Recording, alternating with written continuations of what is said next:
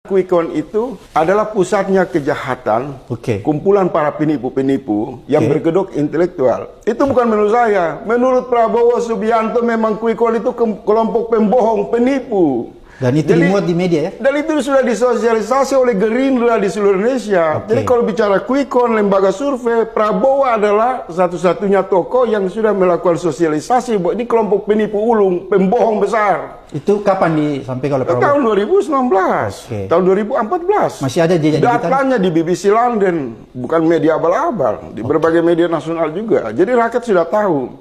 Kalau mau mencari para penipu berbasis data abal-abal, bertopeng intelektual, itulah lembaga-lembaga survei yang punya kemesraan dengan kekuasaan. Mereka menjadi instrumen kepentingan untuk melanggengkan kecurangan. Tapi hari ini Prabowo menggunakan jasa yang sama. Jadi lembaga survei itu lagi. Seolah Prabowo bekerja sama dengan pembohong untuk bagaimana bisa menang dengan cara kebohongan. Maka rakyat akan berkesimpulan, bisa ya, 2 kali dia dicurangi. Kemudian karena dia dicurangi tersebut, dia harus bersekutu dengan lembaga penipu publik, pembohong publik untuk mendapatkan kemenangan secara curang. Yang berhak mengumumkan kemenangan itu KPU. Itu konsensus politik, itu ada aturan, ada landasan hukum.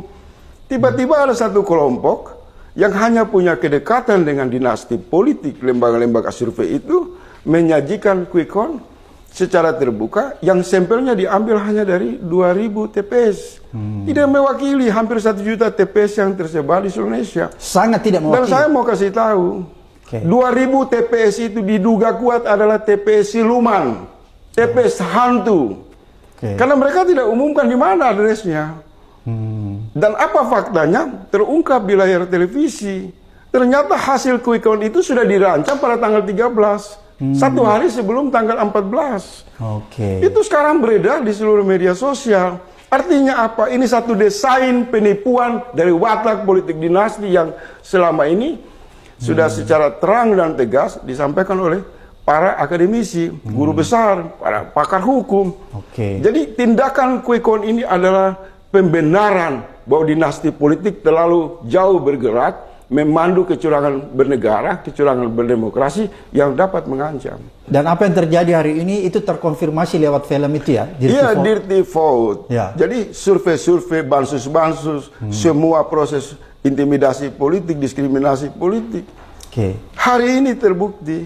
Kalau kecurangan ini dibiarkan, berarti kita menghasilkan pemimpin bermental pencuri, pemimpin bermental maling, karena dia lahir dari lembaga-lembaga survei yang dipandu oleh aneka opini kebohongan. Ini kalau sudah terjadi seperti ini, kecurangan yang begitu masif, yang seharusnya kalau menurut Bung Faisal bilang, ada data yang memperlihatkan real count sementara, itu kan menunjukkan bahwa sebenarnya posisi Amin. Saya mau bilang begini Bang, hari ini terjadi gerakan rakyat di berbagai media sosial. Dari 800.000 TPS yang tersebar di seluruh Indonesia, C1-nya mulai dipublik oleh rakyat di berbagai media sosial. Memberikan indikasi kuat, Anies itu sangat berpeluang masuk ke putaran kedua.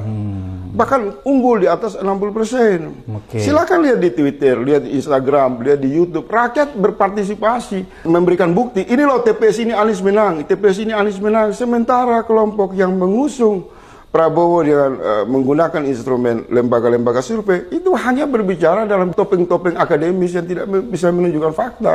Kalau sudah kondisi begini, jangan mau dibodohi. Jadi kesimpulan revolusi rakyat. Harus ada gerakan revolusi rakyat secara damai, turun ke jalan melakukan perlawanan dengan cara-cara yang intelektual. Galang konsolidasi, lawan kecurangan dalam bernegara, lawan kecurangan dalam berdemokrasi. Nah mungkin dugaan saya juga daerah-daerah ini akan teriak referendum untuk meminta mengevaluasi proses demokrasi. Kalau 10 kampus besar di Indonesia dalam waktu cepat, para guru-guru besar itu berkumpul lalu mengumumkan pemilu ini curang, selesai. Kalau dia sudah mengatakan Quick Count itu pembohong, kemudian dia pakai untuk merayakan kemenangan, itu satu perayaan kebohongan.